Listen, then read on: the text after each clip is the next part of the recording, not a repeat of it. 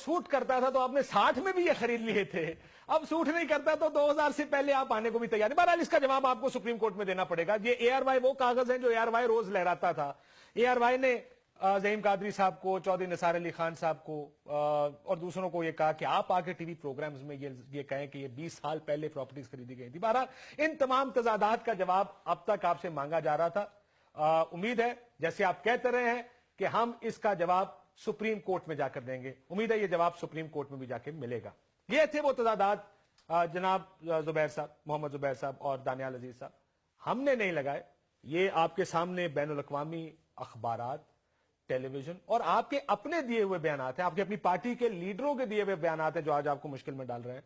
ARY आपको मुश्किल में नहीं डाल रहा। मरियम नवाज शरीफ साहिबा जाती तौर पर भी शायद थोड़ी सी मुश्किल में और बहुत से जवाब उनको भी देना पड़ेंगे।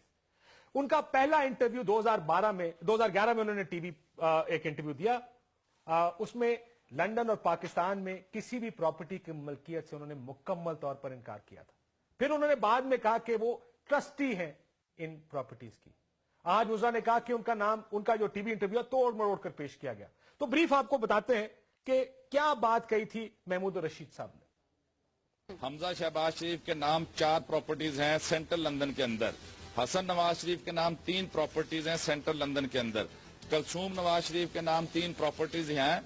ये मैं आपके सामने ये पूरे अगर आप क्लोज कर लीजिए और ये मैं आपको दिखाना ये थे इल्जामात जो उस वक्त प्रोग्राम में टीवी पर लगाए जा रहे थे। मरियम सफदर साहिबा ने वो सुने और उन्होंने उसी प्रोग्राम में कॉल करके क्या जवाब दिया वो भी आप सुन लीजिए। जी, लेकिन जब आप एक नेशनल टीवी पे आके और आप एक अनआइडेंटिफाइड और इनऑथेंटिक डॉक्यूमेंट लेके आ जाते हैं और आप उसमें लोगों को नाम ले लेके ब्लेम करते हैं, तो मुझे लगा कि मैं फोन करके जरूर ये बात आपको बताऊं, अपना प्रोटेस्ट पे वो रजिस्टर कराऊं। मुझे बहुत अफसोस हुआ ये चीज देख के। वो कहते हैं कि मेरी 5 प्रॉपर्टीज हैं या 6 प्रॉपर्टीज हैं सेंट्रल लंदन में। मेरी सेंट्रल लंदन में प्रॉपर्टीज तो दूर की बात है, मेरी पाकिस्तान में भी कोई प्रॉपर्टी नहीं है। मैं अपने वालिद के साथ रहती हूँ और मुझे समझ नहीं आई कि मेरी और मेरी वालदा की और बहन भाइयों की प्रॉपर्टीज ये कहाँ से निकाल के ले आए हैं।